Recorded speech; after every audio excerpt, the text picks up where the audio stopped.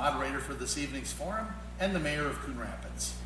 The North Metro Mayors Association was created in 1987 as a nonpartisan organization advocating for issues and opportunities of importance to the North Suburban region of the Twin Cities. I would like to thank the North Metro Mayors for coordinating and sponsoring the forum, as well as the candidates participating in tonight's forum for making this event possible. Thank you, Maple Grove, for hosting this event in your city council chambers, and to CCX Media for recording and airing this forum. Our goal in sponsoring tonight's legislative candidate forum is to provide residents with an opportunity to learn about the candidates' ideas and positions on issues that we believe are important to the future of our communities and the North Metro region. We will pose 4 prepared questions. Responses will be in rotating order with set time limits on their answers. And I note that these limits are maximums and not minimums, so feel free to go. Yeah. We regret that we cannot cover all issues of interest tonight due to time constraints. I am pleased to introduce the candidates with us tonight for House District 37A, Kristen Robbins and Caitlin Cahill. Thank you both for participating in this forum. Each candidate will now have 2 minutes for an introductory statement, and then we will get started with the questions. First will be Kristen Robbins. Good evening. I'm Representative Kristen Robbins. Thank you for having this forum and for inviting me tonight. I'm a native of Crookston, and I've been married to my wonderful husband, Brent, for 29 years. We are the proud parents of 3 girls and have lived in the suburbs for about 25 years. I'm a soccer mom who understands the pressures busy families face, juggling work, homework, sports, music lessons, meals, and trying to do it all on a budget. I was first elected in 2018 and have a strong background in public service. In the 1990s, I was a legislative director for a member of Congress where I worked on a number of issues and also ran the bipartisan Forkbusters Coalition to eliminate wasteful government spending. I spearheaded efforts to pass the education tax credits and deductions during Governor Carlson's administration, and I served on Governor Pawlenty's task force to end chronic homelessness in Minnesota. I also founded and led for 10 years the Economic Club of Minnesota, which focuses on Minnesota's competitiveness.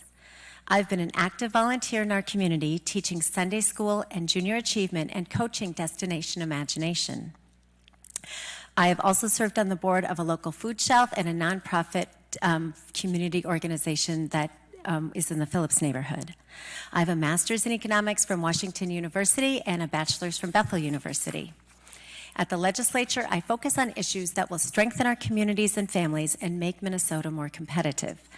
I will elaborate on these issues more, but the key threads are getting Minnesota out of the top 10 for the highest tax states, ensuring we have safe communities and a well-educated workforce, investing in infrastructure, and ensuring that a government is accountable for how it spends taxpayers' hard-earned money. I've been a champion for small businesses, and I led the effort to pass a small business grant program to assist the many business owners who were shut down during COVID. I also had the first bill to use federal money to repay our debt in the Unemployment Trust Fund so that businesses would not face a double-digit tax increase this year. I look forward to our discussion of all these events tonight. Thank you. Thank you. Next is Caitlin Cahill. Hi, I'm Caitlin Cahill, a city council member and small business owner in Maple Plain. This community has always been my home, which is why I care so deeply about our future. I grew up in the Wayzata Public Schools. I started my career at the Orono Public Schools. I bought my first home and I started my business in Maple Plain. And I have over 15 years of nonpartisan public service experience right in our district. So I not only understand the needs and the values of our district, but I have the skills and the experience necessary to bring the practical, forward-thinking leadership our district needs. Unfortunately, we've seen a lot of being held up by partisan gridlock at the legislature. For example, how many local projects in TIF districts went unapproved when session ended this year? How big does our surplus have to get before we finally properly fund our schools and give teachers and students the resources they need to be successful? How many people do we have to lose to school shootings and suicides before we finally pass evidence-based gun violence prevention? And how many natural disasters and energy crises do we have to go through before we take climate change seriously? I'm running for the Minnesota House to work together with people across the political spectrum in order to address critical issues facing our district and Minnesota. I want to thank the North Metro Mayors Association for this opportunity to share my vision tonight. Thank you. Thank you. At this time, we will go to our prepared questions. This will be done in a rotating order with a rebuttal opportunity. There is a 2-minute time for the answer, and after each candidate has answered, there will be a rebuttal opportunity with a 45-second time limit. Kristen Robbins, what are the top 1 or 2 issues you hear while campaigning? And if elected, what will you do to ensure that the 2023 Legislature works in a collaborative way with the governor and the community to address those issues? Well, I hear 3 big issues at the doors every day, so I'm going to try and be quick. First, people are talking about how difficult it is to afford the basics like gas and groceries. Next, it's rising crime and education. So in order to make life more affordable for families, I think we need to start by returning the $10 billion surplus to taxpayers through permanent tax cuts. I would eliminate the tax on Social Security for our seniors and reduce our lowest tax rate, which is higher than the highest tax rate in 29 other states. This will give families more of their hard-earned money and will also make Minnesota more competitive. Second, we have to address rising crime rates. According to the Uniform Crime Report, violent crime in the 7-county metro area went up 24% in 2021, and it continues to rise. I would increase penalties for violent crime and repeat offenders and domestic violence. And I would also try to hold judges and prosecutors accountable when they decide not to bring charges or depart downwardly from the sentencing guidelines. Finally, we have to focus on education achievement. Education is essential for individual opportunity and for our state's economic growth. Recent tests shows how devastating the impact of the COVID school shutdowns have been on our kids. Students dropped 10 points in math and 7 points in reading in 2019, and the achievement gap continues to worsen. Statewide, only 45% of our students are proficient in math, and only 51 are proficient in reading. There's a lot more I can say on that, but just to quick get to how we'll work together, I co-chair the Civility Caucus in the Legislature, and I always work together with bipartisan colleagues in the House and Senate to get things done. I have some other thoughts on that I'll maybe use my rebuttal time for. Thank you. Thank you. Caitlin Cahill, what are the top 1 or 2 issues you hear while campaigning? And if elected, what will you do to ensure that the 2023 legislature works in a collaborative way with the governor and the community to address those issues? The top 2 issues that I hear concerns about are also rising crime as well as economic security. And these really go hand in hand because the majority of crimes are the result of economic issues. You know, people steal food because they can't afford it. Drug use is up because we don't have adequate mental health care available to people. Teens are stealing cars because their parents are busy working 2 jobs or are incarcerated themselves. And so in order to reduce crime, the most important thing we can do is prevent crime, along with intervention through policing and accountability. At the state level, we need to ensure that everyone has their basic needs met. We need to make sure that they can afford their housing, that they have access to education, child care, and transportation, so that they can maintain steady employment. We need to make sure that they have access to health care and that they have time off in order to take that health care. By providing this economic security, it also helps our small businesses because it levels that playing field by allowing our small businesses to have access to the same workforce as our large corporations. In terms of intervention, law enforcement is also a critical component of public safety. I'm proud to say that I have supported and funded our local department as a city council member for all 6 years. And we're actually the 3rd safest community here in Minnesota. And also in our district, Corcoran, I have to give a shout out, is #1 for safety in Minnesota. So we're doing really well out here. But I believe as a council member that the level and the scope of local departments should be left up to our municipalities because they know what the community needs the best. What we need in Maple Plain is going to be very different from, say, Greenfield, which has chosen to contract with sheriffs instead of have their own department. What we need is going to be different than Minneapolis or, say, even Maple Grove. So the scope and the type of law enforcement should remain with the cities. Thank you. And now an opportunity for a 45-second rebuttal, starting with Kristen Robbins. Thank you. The one point of rebuttal I would have to say is that, yes, crime does stem from economic security, but it also stems from literacy. And with the low rates we have in literacy due to the COVID shutdowns, we really have to focus on that. And I do have a bill about K-3 literacy.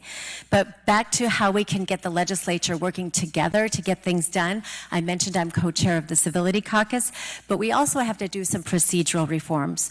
First of all, I think we have to really limit the number of omnibus bills we do, and I am going to propose that any bill that gets bipartisan support in committee automatically gets a freestanding vote on the floor, that we can move more individual bills through the system rather than waiting for everything to get stuck at the end. I also think it's very important we get back to work in person. The legislature and the public should be able to meet together, and we should be doing committees and floor in person. Thank you. Caitlin Cahill, would you like to provide a 45-second rebuttal? Yes, so specifically I'd like to address this idea that prosecutors and judges aren't doing their job and they're just, releasing criminals back into the wild. So first of all, our state constitution actually guarantees the right to bail. It's this wonderful thing called the presumption of innocence. And there's actually studies that show that certain early release programs, such as intensive supervised release, where a convict has 24/7 supervision their first year out, is actually 2.5 more times effective at reducing recidivism and saves taxpayers $7 million a year compared to increasing incarceration. Thank you. Thank you. On to question 2. And Caitlin Cahill, you will get this one first. Describe your view of local and regional transportation infrastructure needs. Do you believe additional state funding for transportation is necessary? And if so, what sources of increased revenue would you consider supporting? Having had Minnesota's most deadly highway cut through my town for too many years, I definitely know that transportation funding is important and that the state sometimes moves too painfully slow for us. So with our rapidly growing communities out here, we definitely need additional funding, and we need to expand the options such as light rail, rapid bus transit, but also improve the roads that we currently have in terms of safety and capacity. Whenever possible, I think that revenue should correlate to what it's funding. And so one change, although not entirely new, that we could make that would both increase revenue and safety would be to change vehicle registration fees to be based on vehicle weight instead of just age and value.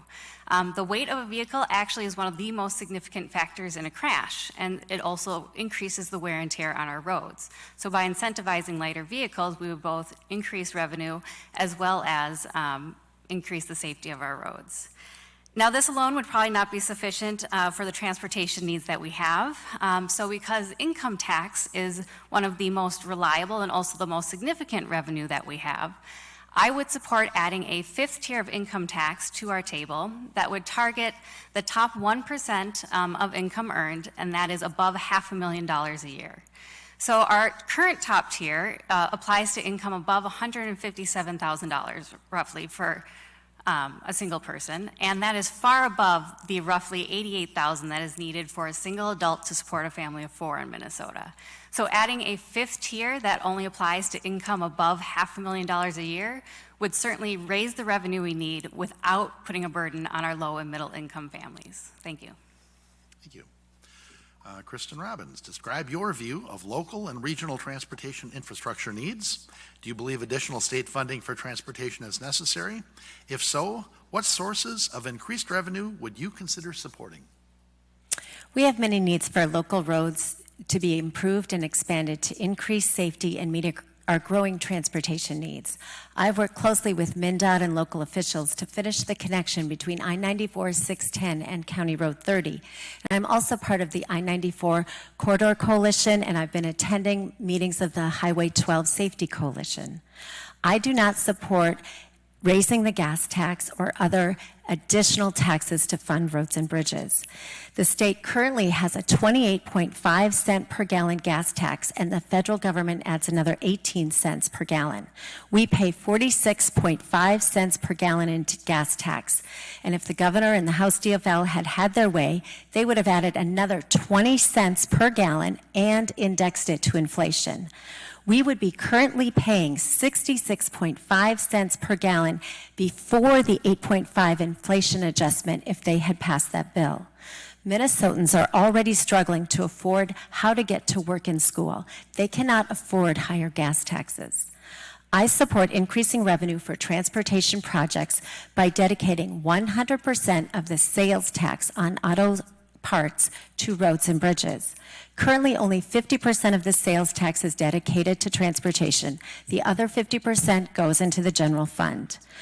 Shifting this to 100% of this tax going to transportation would add $200 million per year to fund local transportation needs.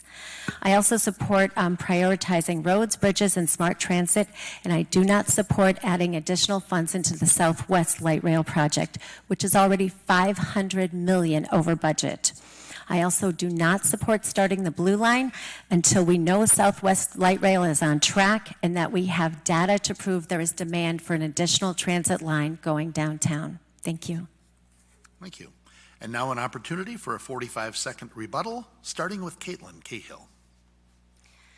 Well, I think sales tax is a potential. I think we know that based on studies that sales tax of all kinds inequitably affect our lowest and middle income earners, especially when you think about when you need parts is when you have an unexpected repair typically, right? And our businesses are going to pass those on to the consumer. So I think we should look at revenue sources that don't hurt those who are already hurting financially and instead come from those who can afford it most. Thank you. Kristen Robbins, would you like to provide a 45-second rebuttal? All right. Then on to question 3. Kristen Robbins, this community is part of not just a regional or national marketplace, but a global one that competes for business and talent. What policies would you support to help retain and attract businesses and talent to the region? Well, if we've already spoken about, we need to have lower taxes, we need to have a world-class workforce, and we need to reduce crime. So I'm going to try and touch on each of those. We've already talked about the need to lower the income tax, but we also have to look at corporate taxes and our business climate. According to the National Tax Foundation, Minnesota has the 6th worst business climate in the country, and we have the 4th highest corporate tax rate. It is hard to compete for investment and talent when our businesses and individual tax rates are so high. Second, we have to address crime. It is hard to get people to invest when they don't know that their investment and their customers and their employees will be protected. Retail theft is out of control because criminals know they can get away with it. No bail or jail, just catch and release. I have supported the efforts of our local mayors and the police to work together to address crime and push back on the Hennepin County Attorney's Office decision last year to not require bail for 19 low-level offenses. 3 of these offenses in particular have substantially led to increase in repeat offenses and vehicle crime. So right now, they are not charging bail for car theft, theft under $35,000, and property damage. We need to go back to having bail for these offenses as a deterrent and to make sure that people have consequences. I also support making retail theft a new crime in statute, and we have to hold juveniles accountable so they don't reoffend and face much higher penalties later. Letting them off without consequences at these lower levels when they first get involved in crime does not help them have a better future. I support increasing judicial transparency, and I will talk about that more in the rebuttal. Thank you. Thank you. Caitlin Cahill. This community is part of not just a regional or national marketplace, but a global one that competes for business and talent. What policies would you support to help retain and attract businesses and talent to the region? As a small business owner who provides services to other small business owners, I get the opportunity to talk about this a lot with my colleagues. And 2 reasons that I frequently hear why businesses love being in Minnesota is our well-educated workforce and the quality of life that attracts and retains talent. Now, there's lots of areas where we could better support education, but one urgent need specific to workforce is expanding career and technical education, also known as vocational or trade education, especially in our middle school and our high schools. So our post-secondary trade programs, those at the college level, are actually having to close, not because we don't need welders and electricians and public works employees, but because there's so low demand from students coming out of the high school. So many high schools have had to close their trade programs, and they don't have adequate guidance counselors. And so the students just aren't aware of these well-paying career choices in the trades. And so I support increasing opportunities for our high school students to learn about the skilled trades and expanding these courses in middle schools and high schools. I also support connecting our business and industry partners with schools to provide mentorships and apprenticeships opportunities. We could specifically better support student organizations like Skills USA, which connects industry with our trade students. This is actually already under the purview of the legislature, and so I would support increasing funding and support for these programs. We also need to provide proper counseling ratios so that students know that these choices are there for them. Beyond quality education, I also specifically support the Legacy Amendment to continue those things that make Minnesota great. Our beautiful parks and outdoor recreation, our cultural and arts centers like museums and theaters, and simple things like clean water, which is in surprisingly short supply in other states. Thank you. Thank you. And now an opportunity for a 45-second rebuttal, starting with Kristen Robbins. I just want to talk quickly about the judicial transparency issue as it relates to crime. In 2019, 40% of the sentences in Hennepin County were downward departures from the sentencing guidelines. 28% of those were criminal sexual conduct offenses, and 37% were first-degree aggravated robbery, second-degree assault, child pornography, criminal sexual contact, and failed to register as a predatory offender. There is too much judicial departure without explanation to the public. So I have supported a bill that would require judges or prosecutors who don't charge or judges who downward depart to explain that on the record so the public can understand. Thank you. Thank you. Caitlin Cahill, would you like to provide a 45-second rebuttal?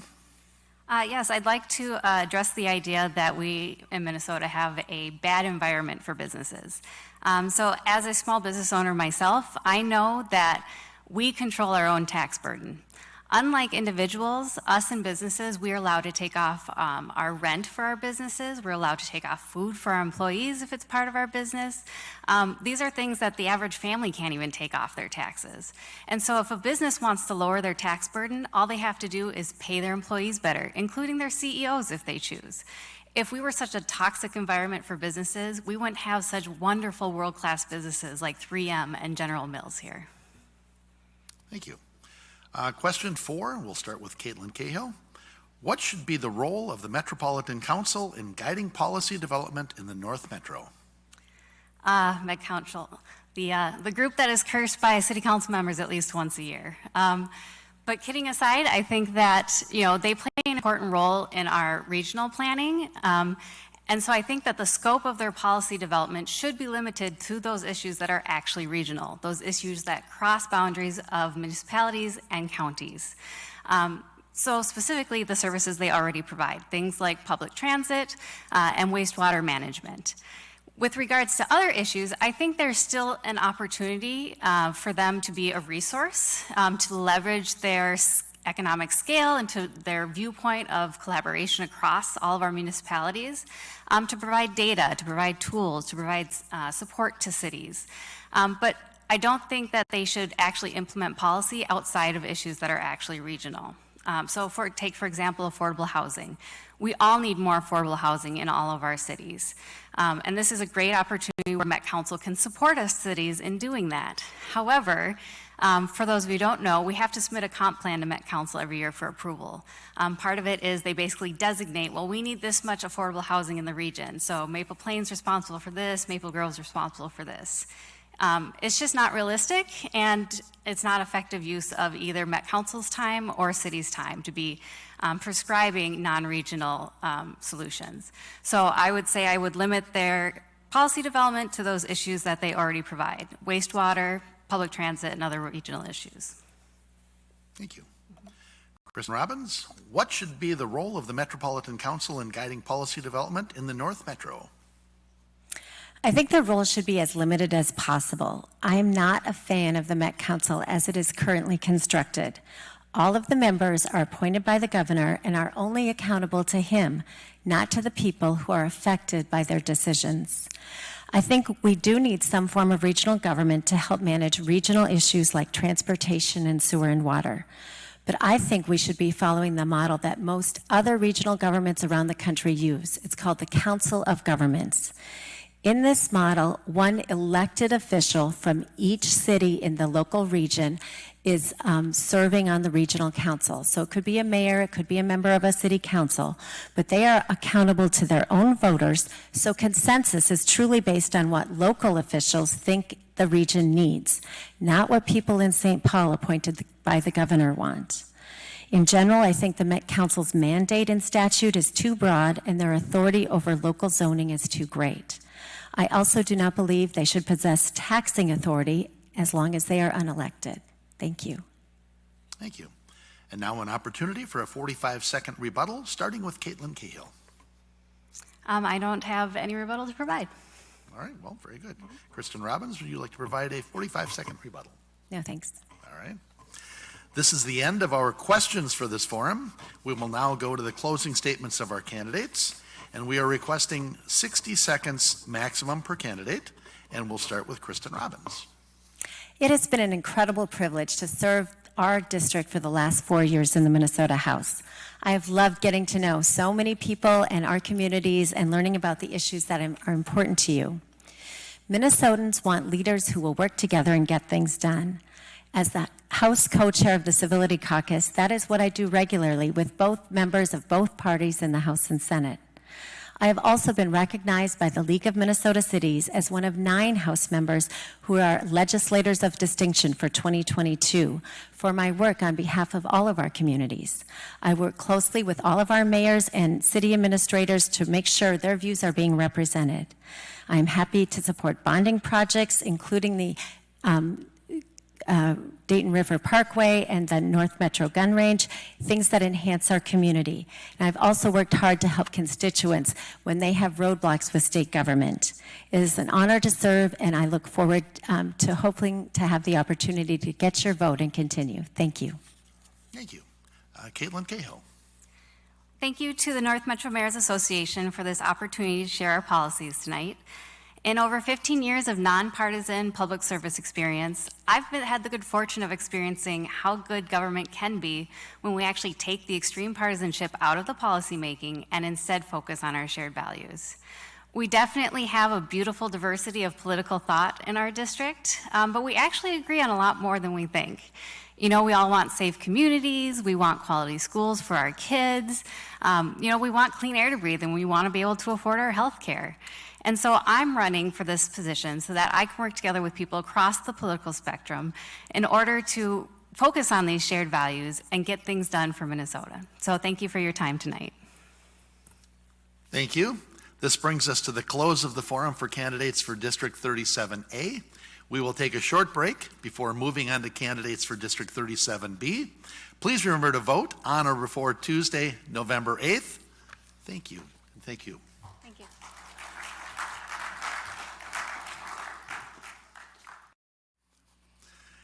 Good evening and welcome to the North Metro Mayors Association's Legislative Candidate Forum. Thank you all for joining us tonight. My name is Jerry Cook. I'm the moderator for this evening's forum and the mayor of Coon Rapids. The North Metro Mayors Association was created in 1987 as a nonpartisan organization advocating for issues and opportunities of importance to the North Suburban region of the Twin Cities. I would like to thank the North Metro Mayors for coordinating and sponsoring the forum, as well as the candidates participating in tonight's forum for making this event possible. Thank you, Maple Grove, for hosting this event in your city council chambers, and to CCX Media for recording and airing this forum. Our goal in sponsoring tonight's Legislative Candidate Forum is to provide residents with an opportunity to learn about the candidates' ideas and positions on issues that we believe are important to the future of our communities and North Metro region. We will pose 4 prepared questions. Responses will be in rotating order with set time limits on their answers. I note that these limits are maximums and not minimums, and we regret that we cannot cover all issues of interest tonight due to time constraints.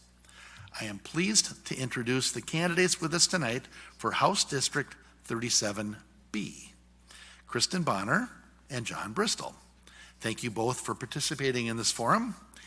Each candidate will now have 2 minutes for an introductory statement, and then we will get started with the questions. First will be Kristen Bonner.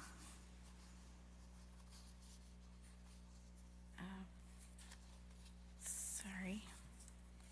Hold on. My page is off. Okay. You were on, weren't you? Press it again. Oh, there. Good evening. Thank you to the North Metro Mayors, of course, for having us here tonight. I'm State Representative Kristen Bonner, proudly serving Maple Grove and Osseo for the past 4 years. I'm the daughter of a nurse and a mechanical engineer. I am an IT consultant and business owner, project manager and team leader, and I've worked in the information technology for over 20 years, working collaboratively to get the job done, on time and on budget to achieve our goals. I started my service as your legislator fighting for accessible and affordable health care and prescription drugs. As the Vice Chair of the Human Services, I have focused on mental health and long-term care. I'm a fierce champion for women, children, and families, a strong advocate for free and fair elections where every eligible voter is heard. And as the Vice Chair of the Legislative Commission on Cybersecurity, I am laser-focused on securing our critical infrastructure, IT modernization, and data privacy. At the Capitol, I'm a tenacious advocate for our community, drawing on my personal expertise, working with both parties, getting the job done for you. And I have the track record to prove it. I'm Kristen Bonner. I put our community first, and I hope to have your vote in November. Thank you. John Bristol? Hi, I'm John Bristol. I'm running to be your next state representative from our new District 37B. Thank you to the North Metro Mayors for the invitation this evening. I grew up the second of 6 kids in St. Louis Park, learning hard work from my father, who was a union steam fitter. My mother stayed home to raise us, including my older brother, who was born with Down syndrome. He taught me some of the most valuable lessons I've ever learned: patience, tolerance, and acceptance. No one has ever had more love in their heart, and he touched so many people wherever he was encountered. We miss him, but his lessons live on in me and so many others. I left the University of Minnesota to join the Air Force in the medical service as a technician, working hand in hand with doctors and nurses.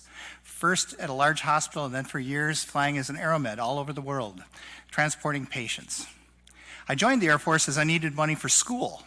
I had planned to wait to join until after I graduated college, but it turned out that enlisting earlier taught me a lot of great lessons about how to work together with people from all backgrounds, ethnicities, and beliefs.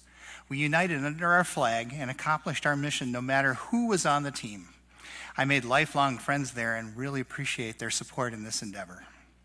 I received my MBA from the University of St. Thomas. I served there on the Graduate Business Board for 6 years after and been volunteering ever since, most recently volunteering for the Newborn Foundation.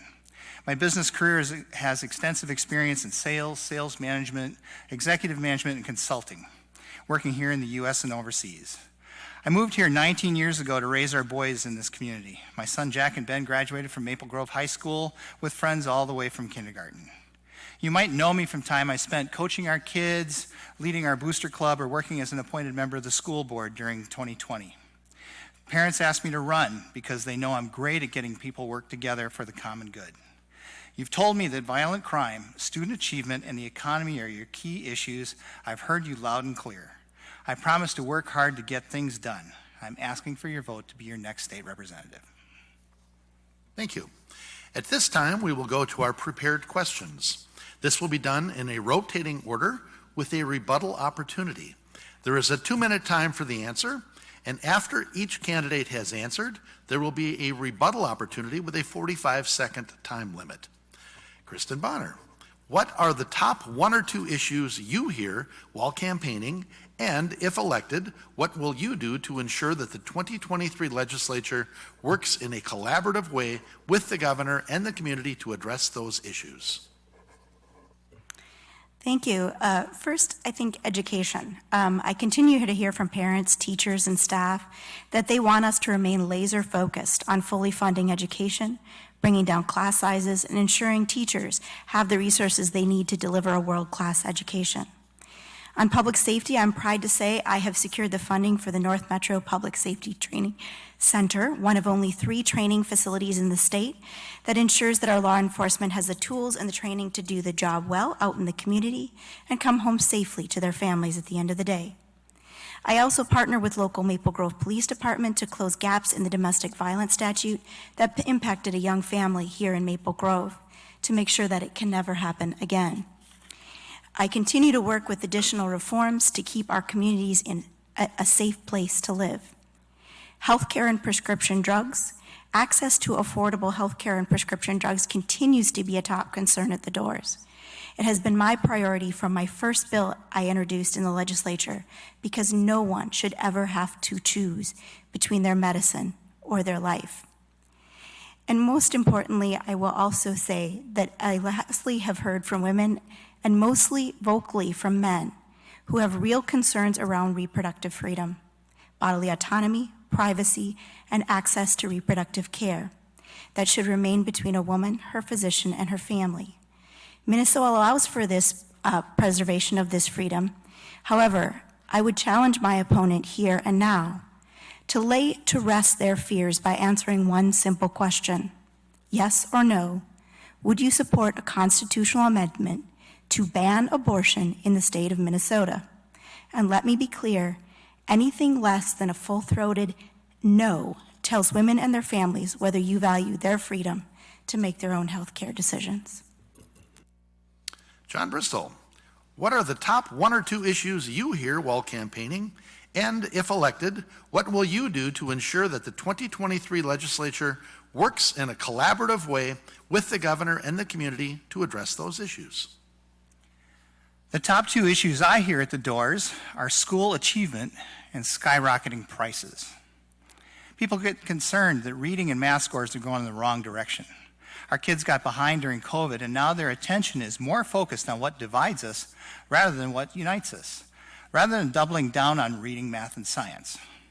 Parents are united in telling me they want to have a say in the child's curriculum. Many of our parents are acting on that. Less than 70% of the eligible students in our district are actually enrolled in our district.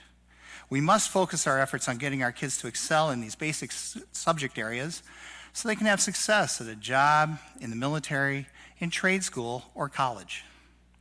If that isn't enough for parents, and the rest of us for that matter, then a trip to the gas station or grocery store is the pain point that comes up at the door. Whether it's $100 for a tank of gas or $13 for a whole fryer chicken yesterday at the store, by the way, families are making choices that are uncomfortable and that should not have to have happened. We must address the core issues underlying these price pressures. Fortunately, we have a police force in Maple Grove that's the envy of many communities, but there's grave concerns at the door that our prosecutors and judges are not accountable or holding accountable those who commit violent crimes. People are afraid to be downtown with good reason. We must press for transparency in sentencing and get the violent offenders off the street. As your Minnesota Police and Peace Officers Association endorsed candidate, I will back our police and first responders with every vote I take. I've been in the military, in successive leadership positions in the business community, led volunteer organizations, and have been a coach. Over my entire life, I've learned not to work only with like-minded people, but with those that have other points of view. I'm trained to lead, but also to build consensus. Creative conflict usually leads to better solutions than opponents can arrive at by themselves. We have to be collegial and work together towards solving our problems in government rather than focusing on winning and losing. Thank you. And now an opportunity for a 45-second rebuttal, starting with Kristen Bonner. Thank you. I will say, first of all, as state legislators, we have little to no impact on things like skyrocketing inflation that is on a global level. But what we can do is focus on things here at home. Bread and butter issues like the property tax bill that I've been working on for the past 4 years that makes sure that more folks in our community have access to property tax refunds and increases the amount of those refunds, particularly so that our elders can remain in their homes and age in place. Also, I want to make clear something. When we talk about taking down crime and holding folks accountable, we have to remember that until we fully resource the Hennepin County Attorney's Office so that they have the resources to actually prosecute the crimes, no sentence will ever deter it. Thank you. John Bristol, would you like to provide a 45-second rebuttal? I would just answer your question directly. There would not be a need for a constitutional amendment when Doe versus Gomez codified the constitutional right of a woman to have her choice in Minnesota, along with the right to have it paid for if it's not affordable for the person. So it would be technically not appropriate to do a constitutional amendment when there's already a constitutional precedent for it. Thank you. Thank you. Question 2, John Bristol. Describe your view of local and regional transportation infrastructure needs. Do you believe additional state funding for transportation is necessary? If so, what sources of increased revenue would you consider supporting? Most commuters in Maple Grove drive to work or take the bus. We need to be in reality about the fact that most of our community needs flexible transportation options as they work really hard and they have busy lives with their families at the end of the day. Waiting on a train that isn't on the way isn't a discussion here in our city. We need to be sure that families can meet their work commitments and be able to get there in time for their kids, their grandkids, and their friends after work. Yes, we need to spend more money on roads and bridges, but it isn't just about asking you for more money. We need to be smarter about how we spend taxpayer dollars. The state has been wasting billions of dollars building useless light rail like North Star and Southwest Light Rail. All the while, 169 is jam-packed with traffic every single day. We have enough money with our record surplus. We don't need to vote to raise the gas tax, as the majority of Democrats tried to do in the past. Imagine if they'd been successful. Our current administration has put it all at risk, as their oversight of federal funds and the $250 million Feeding Our Future scandal has been criminally inadequate. While the federal government is getting some of that money back, you can bet we'll all be responsible to remunerate the federal government for the rest. We can't just print money like they can, so it'll be coming out of our pockets. Money we could have used for things like matched funding for transportation projects. It's time to get new people running these agencies, don't you think? We do have $4.8 billion earmarked for our state from the $1 trillion infrastructure bill for transportation projects. However, our last legislature was unable to take advantage of that because they were unable to work together to agree to provide the required matching funds. I'll be a problem solver to get that done so we can find the funds we need to invest in projects that will help Maple Grove, like widening 169, and stop wasting money on projects that people won't use. Thank you. Kristen Bonner, describe your view of local and regional transportation infrastructure needs. Do you believe additional state funding for transportation is necessary? If so, what sources of increased revenue would you consider supporting? Thank you. We live in Minnesota, and in short, the answer is always yes. Here in the North Metro, we are growing. Maple Grove is currently the 8th fastest growing city in the state. I was responsible for securing the funds for Highway 610 and the 94 completion projects, and I remain dedicated to those projects as well as supporting the needs of a coalition of partner cities surrounding Maple Grove with needs that enhance and support the growth of the Northwest Metro. United, we have tremendous power to acquire transportation funding and resources needed to support our thriving communities. In terms of funding, we have at our disposal federal matching funds. We just need to approve the full state match to tap these federal dollars. As a pragmatic Minnesotan and someone who likes to save money on the state level, it just makes good sense to access these funds. And it is the fiscally responsible path to stretch our state budget and our own transportation dollars further. That said, based on economic conditions, I do not favor a proposal that would increase gas taxes. Long-term, there are a number of proposals, including several dedicated options, such as the sales and auto parts. I think it certainly has merit to explore. However, long-term, we want to make sure that we are looking at proposals by both sides of the aisle that have been discussed to transition to cleaner vehicles and other dedicated sources of funding that will no doubt continue to be explored in the near future. Thank you. And now an opportunity for a 45-second rebuttal, starting with John Bristol. Well, I'm surprised to see that we agree as much as we do. I would say, however, that when it comes to the cleaner vehicles, we've got to make sure that they start in the winter. So it's going to be important for us to take a look at making sure that our technologies are invested in solidly before we ask our citizens to move to electric vehicles or other things like that that are going to cause potential challenges as we move through the transition long term. I do agree also that we should be taking a hard look at that auto parts tax. It would raise about $200 million a year towards transportation needs, and it's certainly associated with what we're looking to try to achieve. Thank you. Kristen Bonner, would you like to provide a 45-second rebuttal? Sure, thanks. First I want to say that, we have a tremendous number of electric vehicles on the road today, and the batteries do have the technology to start in the winter. That is first and foremost. So I think that is not necessarily an issue. As well as talking about various forms of transportation funding in different parts of the state, I think we have to keep in mind that what works in one area does not necessarily work in the other. Where there are greater and denser populations, perhaps rail is an option. Perhaps it's busing. Perhaps it is a number of various options. And I think that we need to leave that to local cities and municipalities and regions to determine what is the best mix of transportation funding to suit their needs. Thank you. On to question 3. We'll start with Kristen Bonner. This community is part of not just a regional or national marketplace, but a global one that competes for business and talent. What policies would you support to help retain and attract businesses and talent to the region? Thank you.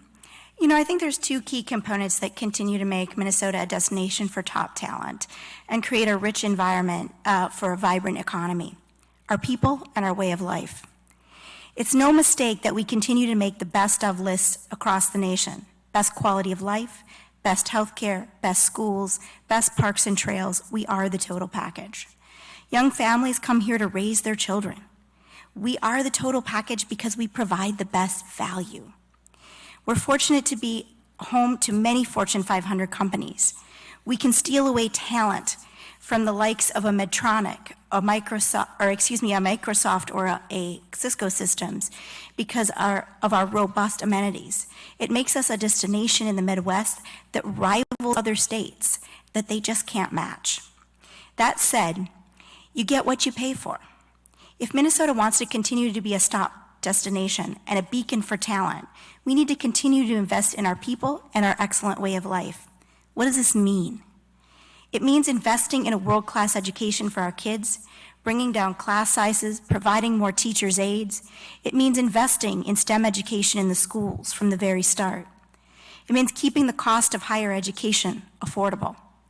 It means investing in transportation and modern technology infrastructure to attract the best and the brightest while addressing key issues for young families like childcare and healthcare accessibility and affordability. And lastly, it means remaining committed to our way of life. Maintaining our parks, trails, and outdoor spaces. There is nowhere that can hold a candle to the sheer splendor that is Minnesota. Thank you.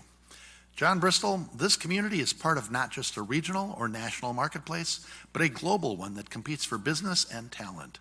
What policies would you support to help retain and attract businesses and talent to the region? There are many elements necessary for a business to thrive. We need to work together to create the best environment we can to be a magnet for business to grow and for talented people to choose our community. Business needs a combination of access to affordable capital, a favorable tax and regulatory environment, access to excellent transportation, world-class schools, and a community that their employees and families are eager to move to. I would support policies that get inflation under control by working to reduce excess government spending. Too many dollars chasing too few goods have accelerated inflation, which has led to interest rate hikes that make affordable capital increasingly scarce. Minnesota will have the #1 rate in the nation for all corporate taxpayers in 2024. We don't have to have the lowest rate, but we can't have the highest one and expect to attract business here. We have to address that, as 27 other states have, to reduce tax burdens and rates in the last 2 years. We need to do all we can to help business grow without needless regulation, and we need to partner at the state and city level to be able to quickly pivot when it makes sense to support business. I know if we had a Boomin' Barbecue here in Maple Grove, our city government would be all about clearing the roadblocks in a hurry to support them, and rather than risk losing a business over an out-of-date ordinance. Our state government needs to act with the same sense of urgency where needed. We've discussed transportation here in Minnesota, or in Maple Grove already. We need to be sure that it's easy to get to work and it's easy to get home. We must focus on returning Minnesota's schools to the shining example of achievement they've been in the past, and educate our kids to unite and be ready for the workforce of tomorrow. We need to continue to focus on affordable housing, which unfortunately now means a laser focus on fixing the issues that are driving soaring interest rates. We also need to support the efforts of our community to continue to develop in its facilities and to attract exciting events to bring visitors to the businesses. Here in Maple Grove, they've got it underway already with the launch of the new DMO, Experience Maple Grove. Anything we can do from the state perspective like that to help those kinds of organizations would only enhance the business climate. Thank you. And now an opportunity for a 45-second rebuttal, starting with Kristen Bonner. Thank you. I appreciate that. I want to continue to emphasize that Minnesota continues to attract top-level businesses, Fortune 500 companies, because of the sheer caliber of the people that we have in our state, the educational system that we continue to support. And I keep hearing at the doors about folks who really want us to be laser-focused on making sure that we maintain that and that we move it to the next level. And I think we have to be also cognizant of the fact that we have so many amenities that many other states don't. Taxes are only one piece of the equation, and yet all of these top-tier companies continue to come back to Minnesota as a destination year after year. Thank you. John Bristol, would you like to provide a 45-second rebuttal? I would just say that it's important to have an economic environment that grows small business instead of focusing just on those top Fortune 50 companies. And I recall when Medtronic tried to move and did successfully move their headquarters for a while because the taxes were so high here. They're always taking a look at a way to handle those kinds of issues. The bottom line is small business is the biggest employer in our country when you look at it. And we need to have an environment that gets regulations out of their way and fosters and nurtures them so they can grow. And in cooperation with our cities, we need to make that happen so that places like Maple Grove here can continue to spawn and grow really exciting small business. Thank you. Thank you. Question 4, we'll start with John Bristol. What should be the role of the Metropolitan Council in guiding policy development in the North Metro? Well, here in the North Metro, we're fortunate to have strong leaders step forward, run for office, earn the support of voters, and serve our community. Our city council, our mayors, our commissioners. In the off chance our leaders make a poor decision, voters can vote them out.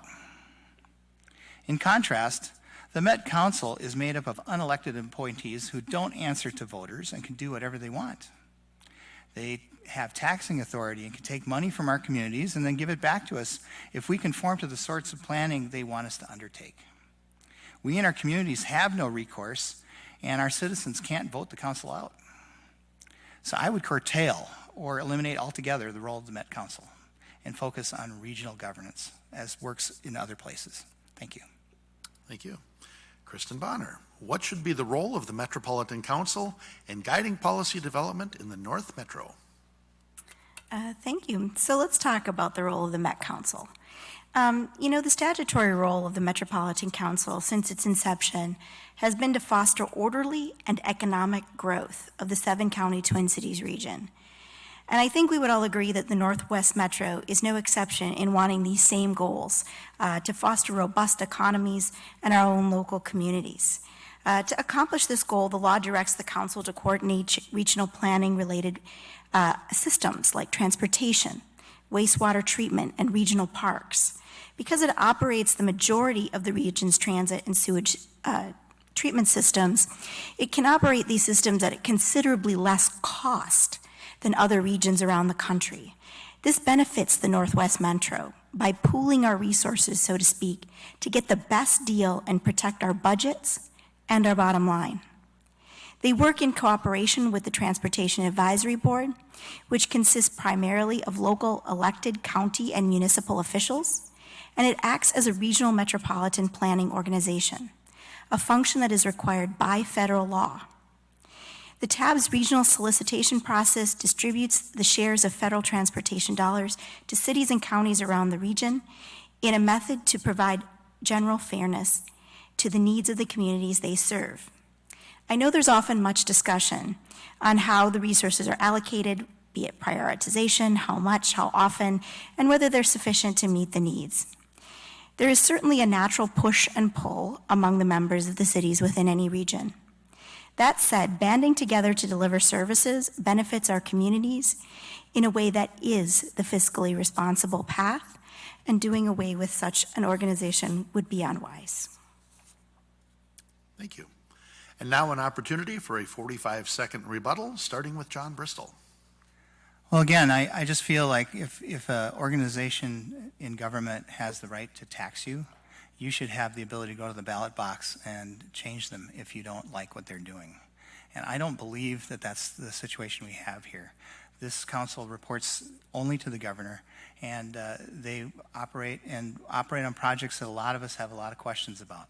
When you take a look at the stark overruns of the Southwest Light Rail project, for example, there's just a lot of things that they've done that I think could be reimagined. And I, again, would strongly curtail them to some very specific, narrow areas. I'd eliminate their taxing authority, and I'd focus on trying to find other regional ways to get this done. Thank you. Thank you. Kristen Bonner, would you like to provide a 45-second rebuttal?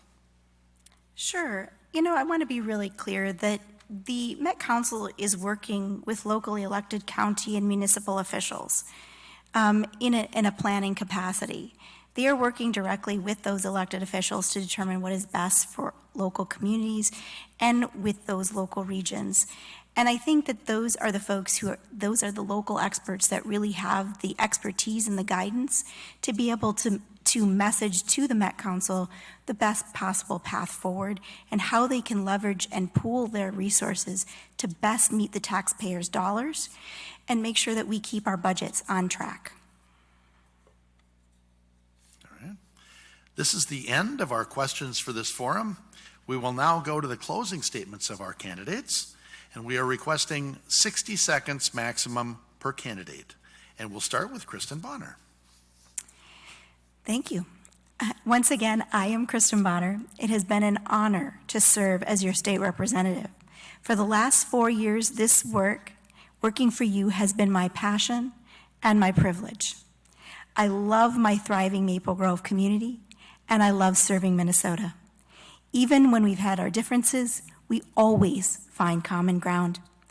Over half of my bills made it to the finish line this year with full support in both chambers and both parties. I am living proof that bipartisan work is possible. I'm Kristen Bonner. I'm a tenacious advocate for our community. I ask for your vote so that in November I can go back to work for you. Thank you. Next, we'll hear from John Bristol. Thank you again for the invitation to share my background and to answer your questions. We haven't had as much time as we would like to dive into these subjects more deeply. I look forward to continuing to meet our community at the door and thank the thousands we've met already for sharing your feelings on these issues. We must get a handle on violent crime. We must prepare our kids to compete in the world economy and to see the similarities in each other as Americans and not focusing on their differences. We need to get prices and rates under control so housing and food are affordable again. We must pledge to take care of our seniors and our veterans. My first manager told me in my career that God gave us 2 ears and 1 mouth and we should use them in the same ratio. The job representative means to me that I'll listen to you, carry forward your feedback, and work diligently to turn that feedback into the solutions you seek. I'm John Bristol. I ask for your vote and pledge to do just that. Good night. Thank you. This brings us to the close of the forum for candidates for District 37B. We will take a short break before moving on to candidates for Senate District 37. Please remember to vote on or before Tuesday, November 8th. Thank you.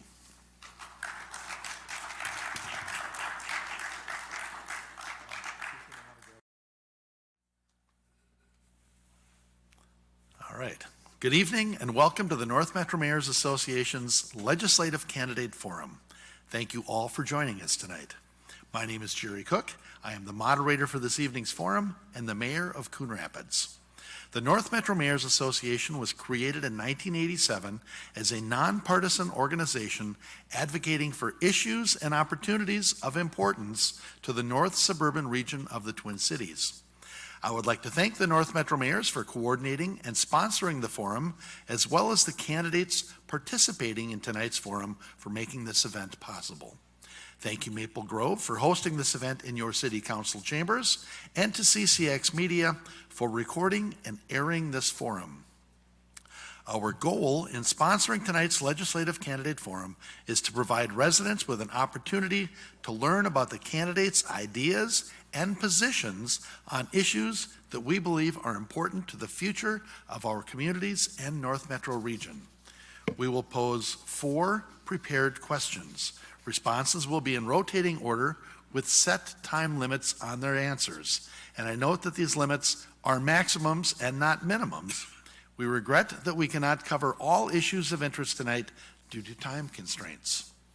I am pleased to introduce the candidates with us tonight for Senate District 37, Warren Limmer and Farhir Khalif. Thank you both for participating in this forum. Each candidate will now have 2 minutes for an introductory statement, and then we will get started with the questions. We'll be starting first with Warren Limmer. Thank you. And I would like to thank the North Metro Mayors Association for hosting this forum. These are always very important for the public to understand different issues. As was said, I'm Warren Limmer. I'm the Republican state senator running for re-election in the cities of Maple Grove, Corcoran, Greenfield, Independence, Medina, and even the small cities of Loretto and Maple Plain. As a policymaker, I have recognized 2 issues from the public that are of vital concern. Today's rising inflation is a threat to all people. If families have to reduce expenses, so must government. We can do that by start repealing the income tax on Social Security benefits for our seniors. The second issue is the one of rising violent crime, especially in the metropolitan area. Instead of defunding the police, we need to strengthen the police. We need to increase sentences for repeat violent offenders and make sure we have a swift, sure, and prepared criminal justice system. Those are the 2 issues that have come up time and time again. And as I've spoken with constituents, I also reflect on the very experiences I have as well with my own family. We too are concerned about rising costs. We too are concerned about the rising threat of crime. And many of our families in our community won't even go to downtown Minneapolis for an evening out. There's something wrong with our system and it must be corrected. Okay. Farhir Khalif, would you like to do your introductory statement, please? 2 minutes. Good evening. I am Farhir Khalif, and thank you for North Metro for hosting us here to be here tonight. I also thank you for the opportunity to meet you all, to be here. I am here tonight because I want to share my ideas about how we can make sure that all members of our community have the opportunity to use their talents to the best of their ability so that our community continues to grow and prosper. I am the mother of 2 children, educated in public schools. I have been involved in addressing the many issues facing women and children and immigrants in the Twin Cities. I have been particularly active around the issues education, housing, domestic violence, health, and public safety. This has given me a first-hand understanding of the critical issues facing our community and has earned me a reputation as a tireless advocate, bridge builder, and trusted collaborator. Minnesota is at a critical time. We have unique opportunity to creatively address those challenges and to create a new and a better Minnesota for all. I believe challenging times like today require a kind of a leadership that I can provide. I have my finger on the pulse of my community, which keeps me in touch with the issues in my district in Minnesota. I recognize that all voices, Republican, Democrat, Independent, need to be heard, and effective solutions to current challenges are to be implemented. I believe experiences and dedication to my community are what is needed in today's rapidly challenged society. Approaches of this past are no longer effective. Collaborative, innovative, and creative leadership are what is needed. Today, that is what I will bring at the Senate. Thank you. Thank you. At this time, we will go to our prepared questions. This will be done in a rotating order with a rebuttal opportunity. There is a 2-minute time for the answer, and after each candidate has answered, there will be a rebuttal opportunity with a 45-second time limit. We'll start with Warren Limmer. What are the top 1 or 2 issues you hear while campaigning? And if elected, what will you do to ensure that the 2023 legislature works in a collaborative way with the governor and the community to address those issues? Thank you. I'm going to start with the collaborative issue first.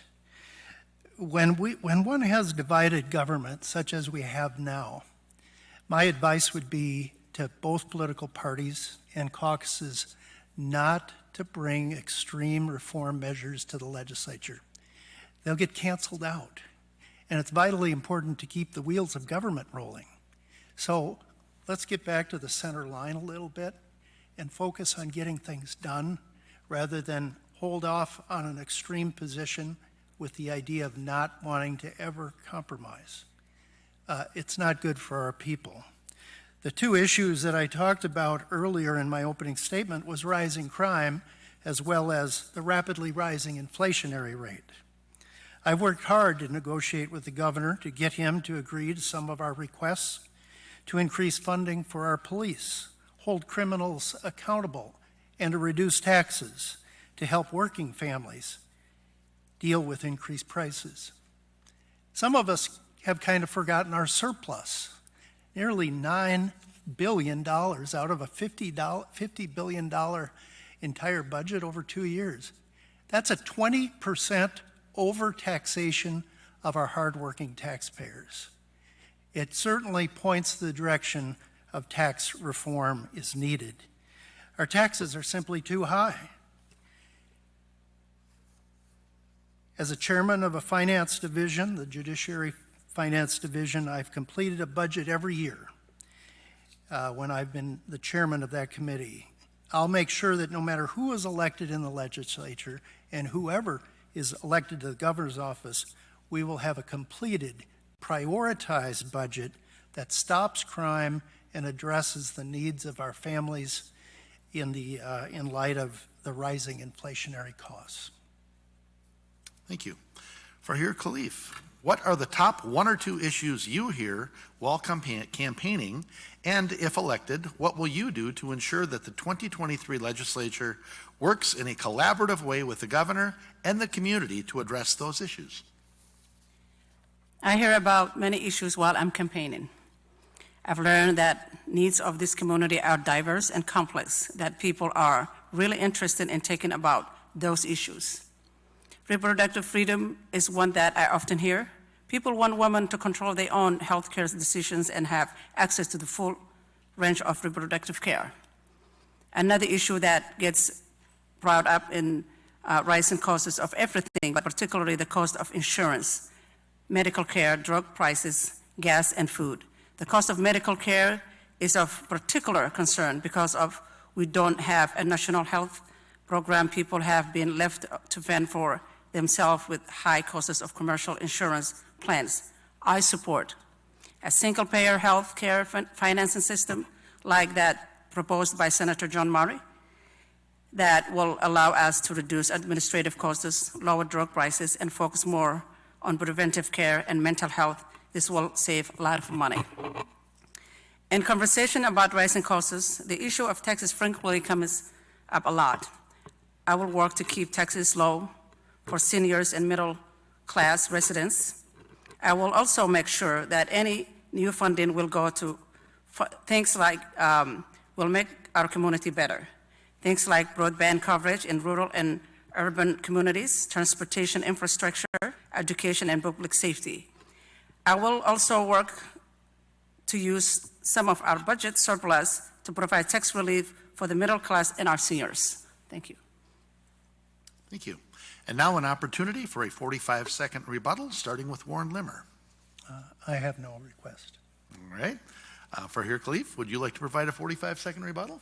I have, just to follow up what Senator Limmer said earlier regarding to when he said he was the chair of the Public Safety Committee. And I just want to make sure that we know that this year, the state of Minnesota, we had the opportunity to support our law enforcement, to support and fund and refund our police officers when it comes to trainings and mental health programs and many other issues. Our crime was happening in the state of Minnesota is unacceptable, especially the last couple of years. And I just want to know if you wanted to stop the crime and all the issues going, why did you walk away from the negotiation table? This could have our police and our communities to make the community public safety that we are looking for. Thank you. Thank you. On to question 2. We'll start with Fahir Khalif. Describe your view of local and regional transportation infrastructure needs. Do you believe additional state funding for transportation is necessary? If so, what sources of increased revenue would you consider supporting? I view transportation not simply a system that moves people from one place to another. I see transportation as factor in community building. An effective transportation system improves the economy, protects the environment, improves social relationships, enhances health, increases safety, and links various communities. And I see transportation as not just about cars and trucks and roads, but as a multimodal system that includes public transit, walkable and bikeable communities, and one that accommodates people with disabilities. Because transportation affects everyone in our community and currently doesn't adequately meet our needs, more investments is needed. And we also need broad community input into our decisions about how that money is used. Transportation is a local, regional, state, and national issue that needs planning and investment at each of those levels. No single source of revenue will address all the transportation infrastructure needs. We need to break multiple funding across such as taxes, user fees, bonding, to create a strong system that meets the needs of everyone in our communities. Thank you. Warren Limmer, describe your view of local and regional transportation infrastructure needs. Do you believe additional state funding for transportation is necessary? If so, what sources of increased revenue would you consider supporting? Thank you. Well, obviously, it is a challenge we must face. Transportation is always needed, not only for the maintenance of the roads that we already have, but new ones to handle the rising population around the state of Minnesota. Most of our roads and bridges are in poor shape. We have over $18 billion deficit over the next 20 years, and we need to increase the amount of funding. I'm familiar with local transportation needs, especially those that involve our highway system. I was the chief author of 3 of the major projects right here in Maple Grove. Highway 94 improvement, the third lane on Highway 694, as well as the 494 third lane. It's been a lot of concrete to pour in those days, and a lot of expenses and a lot of competition from other legislators that also want projects. In 2017, I pushed for a percentage of auto parts sales taxes to go to roads and bridges. With a Republican House and a Democrat governor, we succeeded at that time at the biggest increase in our transportation infrastructure since 2008. But rather than increasing state gas taxes, by some estimates have said double the gas tax, as some of my colleagues have created, as well as Governor Walz promoting, I pushed to have 100%, unlike the 2017 proposal, 100% of auto parts sales tax to go to transportation. That way, all Minnesotans will have skin in the game to improve our roads, whether they have gas-driven cars, hybrids, or electric cars. We need to broaden the base for that revenue stream. Thank you. And now an opportunity for a 45-second rebuttal, starting with Farhir Khalif. I don't have any. Don't have it, all right. Warren Limmer, would you like to provide a 45-second rebuttal? No. All right. On to question 3. Warren Limmer, this community is part of not just a regional or national marketplace, but a global one that competes for business and talent. What policies would you support to help retain and attract businesses and talent to the region? Well, to answer that question, you have to understand the status of Minnesota. We rank as the 6th highest tax state in the nation. Our state other states are considered low tax and have competitive advantages for businesses due to Minnesota's excessive government-imposed taxes, fees, and regulations. And there are other issues that are important to us as well as competitors. Minnesota's public education offerings are vital to business.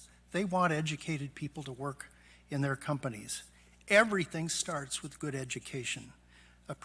Good education is something I'm dedicated to continue. And if we want to be competitive, we have to recognize priorities. Priorities, knowing full well that we need a well-educated workforce, lower taxes, fees, and reasonable regulations. In addition, it's important to have a functioning transportation system in our region. That also includes an updated airport that is able to handle products going in and out of our area to move both goods and people. And a tax structure that attracts rather than drives people out of the state is vitally important. And finally, if we're really trying to keep people in our region and attract them, they need to feel safe, and that means we have to have a working criminal justice system that's responsible to put evildoers behind bars. All right, thank you. Farhir Khalif, this community is part of not just a regional or national marketplace, but a global one that competes for business and talent. What policies would you support to help retain and attract businesses and talent to the region? I moved to this community because I saw its potential as a leader in the development and improvement of our region and state. I also saw that this community is changing. It is getting bigger, more diverse, and increasingly complex. And I saw that this community that had the bright commitment and energy to address those changes and fulfill its potential. To be that leader, we need to be sure that all of our systems are functioning well for all of the members of our communities. We need a good education system, a good transportation system, safe, stable, and secure housing, a clean environment, and feeling of safety and belonging. We need to concentrate on making that happen, and if we do, we will be a magnet for people and businesses from around the nation and around the world. Thank you. Thank you. And now an opportunity for a 45-second rebuttal, starting with Warren Limmer. I have no rebuttal. Farhir Khalif, would you like to provide a 45-second rebuttal? No. All right, on to question 4. Farhir Khalif, what should be the role of the Metropolitan Council in guiding policy development in the North Metro? Well, I have so much about, but I will stick with what I've been thinking about. Our district is an integral and important part of our region and the state. All of our planning and development shall be viewed from the perspective that includes local needs, regional needs, and state needs. The Metropolitan Council's role shall be coordinate regional development that enhances both the local and regional needs. We need to be part of the discussion of the Met Council and articulate and advocate for the needs of our area. We will benefit greatly if the Met Council can successfully play that coordination and development role. But if it won't achieve that unless we are at the table and our voices are being heard and listened to. Thank you. Warren Limmer, what should be the role of the Metropolitan Council in guiding policy development in the North Metro? Well, in one word, limited. In 2 words, very limited. Well, I believe that the Met Council has the ability to help the North Metro grow. This unelected body has tremendous responsibility and power. However, it's been breaking timelines, spending more on projects and cost overruns, especially on the Southwest Rail project. I believe that our constituents know best how to guide our cities and counties rather than people appointed by the executive branch of government. It's my goal that this next year we'll be able to change the governance of the Met Council no matter who wins the election, so that our citizens have a real voice, a representative voice in the decisions being made. The present role of the Met Council is vast. Never a more clearer example of mission creep. Met Council, when we go back to its original mission was to be a planning organization that was able to help communities improve wastewater systems, our roads and bridges, basic infrastructure, bus routes, but it's considerably more than that right now. And it has its own power even to raise taxes, and it doesn't have if you ever have heard the phrase taxation without representation, all you have to do is look at the Met Council. We need to remove its taxing authority, move that taxing authority back to the representative branch of government. The power of the purse constitutionally is where that responsibility lies. It's not in an appointed board. Thank you. And now an opportunity for a 45-second rebuttal, starting with Farhir Khalif. To reduce gun violence, we must see it as a public health issue, a community issue, rather than just an individual freedom issue. I will support expansion of data and research on firearms use, implementation of universal background checks, increasing the age of legal purchase to 21, embracing gun safety technology, banning assault rifles, strengthening protection orders, requiring gun safety courses for first purchases, and expanding community-wide education about risk of having guns. Okay. Warren Limmer, would you like to provide a 45-second rebuttal? Yeah, thank you. Well, as you know, I'm Warren Limmer, the Republican State Senate candidate running for re-election in Maple Grove, Corcoran, Greenfield, Independence, Medina, Loretto, and let's not forget Maple Plain. As a policymaker, I recognize there are challenges ahead. Today's rising inflation is a threat to all. If families have to reduce expenses, so must government. And we can start by repealing the income tax on Social Security benefits. Instead of defunding the police, we must strengthen the police, increase sentences for repeat violent offenders, and make sure we have a swift, sure, and prepared criminal justice system. All right. This is the end of our questions for this forum. We will now go to the closing statements of our candidates, and we are requesting 60 seconds maximum per candidate. And first will be going Warren Limmer.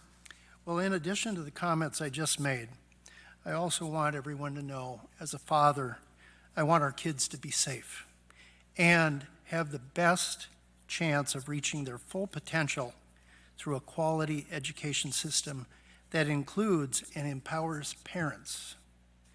I'm Senator Warren Limmer. I'm asking for your vote, and it's been an honor to serve you over the last few years. Thank you again, and may God bless. Thank you. Farhir Khalif, your closing statement. Thank you.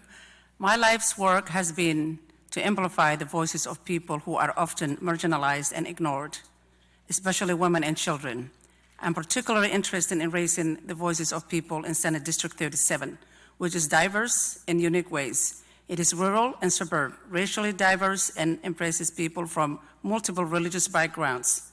For that to occur, people need to feel safe in their communities, have stable and secure housing, and have access to good education and affordable health care. That is why my priorities will be to improve our education system for all Minnesotans, pre-K through college. Improve our healthcare system, including access to full and range of reproductive healthcare services, advance housing policies that assure safe and secure housing for everyone, and support public safety initiatives that include prevention, mental health programs, and community-oriented policing. All this work will be done with the focus on equity so all Minnesotans feel like valuable members of our community and have opportunity to thrive. I am Farhir Khalif, and I am stepping up to run for Minnesota State Senate District 37, including Maple Grove, Maple Plain, Independent, Medina, Loretto, and Greenfield and Cochrane. And I'm asking for your support. Please go to farhirkhalif.com. Thank you. This brings us to the close of this forum. We would like to thank our candidates, the North Metro Mayors Association, the City of Maple Grove, and CCX staff for making tonight's event possible. Please remember to vote on or before Tuesday, November 8th. Thank you. Good night.